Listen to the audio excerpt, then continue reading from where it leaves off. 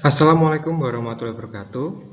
Anak-anakku kelas 8 SMP Muhammadiyah Al-Mujahidin, bertemu kembali dengan kami, Guru Bahasa Indonesia SMP Muhammadiyah Al-Mujahidin. Pada kesempatan kali ini, kita akan belajar mengenai teks drama. Teks drama ini disusun oleh tim Guru Bahasa Indonesia kelas 8 SMP Muhammadiyah Al-Mujahidin. Yang pertama ada Ustazah Putri ya, yang kedua ada Ustadz Bayu, yang ketiga ada Ustazah Ima. Berikut ada contoh pementasan drama. Silakan anak-anak perhatikan. Di situ terdapat gambar contoh pementasan drama. Kemudian yang selanjutnya terdapat peta konsep, yaitu teks drama dibagi menjadi beberapa hal. Yang pertama terdapat pengertian, yang kedua terdapat ciri-ciri, ketiga ada struktur, keempat ada jenis drama, kelima ada unsur, dan terakhir keenam yaitu kaidah kebahasaan. Berikut ada contoh teks drama. Saya bacakan, anak-anak silakan didengarkan. Di sebuah kota kecil hiduplah 4 sahabat remaja. Mereka adalah Yudi, Ruby, Pose, dan Guni. Suatu hari mereka bermain bersama di taman dan mengobrol. Yudi, teman-teman, kalian udah ngerjain PR belum? Ruby, emang ada PR ya Yud? Yudi, iya, kan ada PR IPA 10 soal. Pose, oh iya, aku lupa ngerjain lagi. Guni, iya nih, sama aku juga belum. Yudi, ya udah deh, mending kita pulang aja, terus kerjain PR daripada besok dimarahin. Mereka kembali ke rumah masing-masing. Ketika sampai di rumah, Yudi, Pose, dan Ruby segera menyelesaikan PR mereka. Berbeda dengan Guni, dia malah melanjutkan bermain PS. Keesokan paginya di sekolah, Yudi, PR kalian udah selesai belum?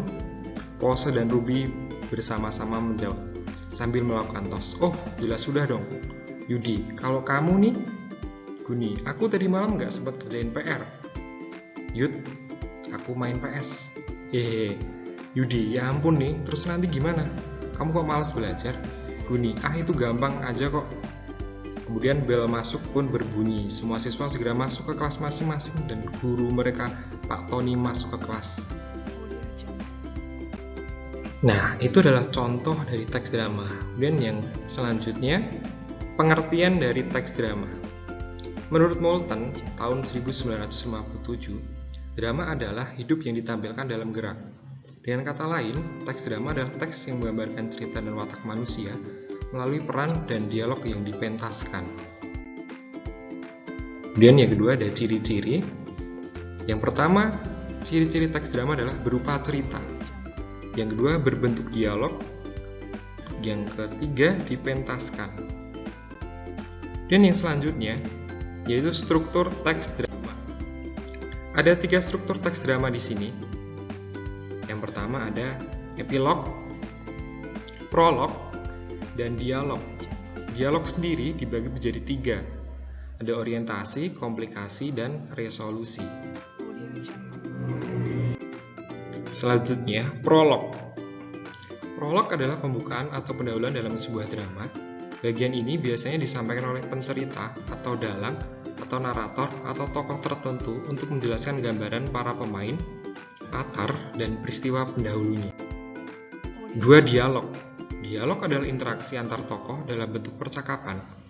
Di dalam dialog, terdapat urutan peristiwa yang dimulai dengan yang pertama orientasi, kedua komplikasi, dan terakhir resolusi. Ya, yang pertama orientasi sendiri adalah pengenalan dan pengaturan aksi dan tempat yang meliputi pengenalan tokoh, situasi, dan cerita, hingga permulaan dalam mengajukan konflik drama.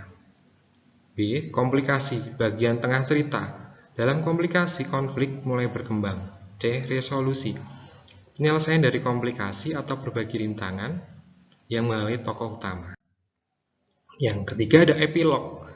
Epilog adalah bagian terakhir dari sebuah drama. Fungsi epilog adalah untuk menafsirkan maksud cerita oleh salah seorang aktor atau pencerita.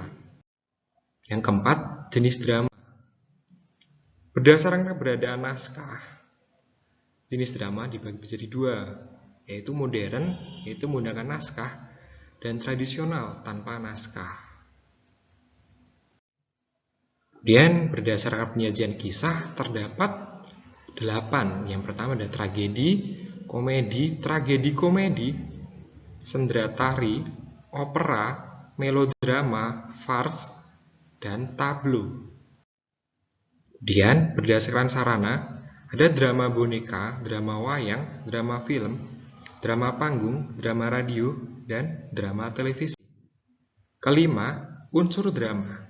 Unsur drama ada 2, yaitu unsur intrinsik dan unsur ekstrinsik. Yang pertama, unsur intrinsik A. Tema. Tema adalah gagasan atau ide pokok yang melandasi suatu lakon drama. Yang kedua, B. Tokoh dan penokohan. Tokoh berdasarkan frekuensi kemunculan. Ada tokoh utama, tokoh pendukung. Kemudian tokoh berdasarkan watak. Ada tokoh protagonis, antagonis, tritagonis. C. Latar. Terdapat tempat, ruang, dan waktu. D. Alur. Jalan cerita dari sebuah pertunjukan drama mulai babak pertama hingga babak terakhir. E. Amanat. Pesan moral yang terkandung dalam naskah yang dibaca atau drama yang ditontonnya. Dan unsur ekstrinsik terdapat 4. Yang pertama A. Latar belakang pengarang. B. Nilai gambar dan kepercayaan. C. Psikologis pengarang. D. Situasi sosial budaya. Yang keenam ada kaidah kebahasaan. Ada 4 di sini. Yang pertama, menggunakan kata yang menyatakan urutan waktu atau konjungsi kronologis seperti sebelum, sekarang, setelah itu, mula-mula, dan kemudian. Dan yang kedua, menggunakan kata kerja yang menggambarkan suatu peristiwa yang terjadi. Contohnya, menyuruh, menobatkan, menyingkirkan, menghadap, beristirahat. 3. Menggunakan kata kerja yang menyatakan sesuatu yang dipikirkan atau dirasakan oleh tokoh. Contohnya, merasakan, menginginkan, mengharapkan, mendambakan, mengalami. 4. Menggunakan kata-kata sifat, descriptive language, untuk menggambarkan tokoh, tempat, atau suasana, seperti rapi, bersih, baik, gagah, dan kuat.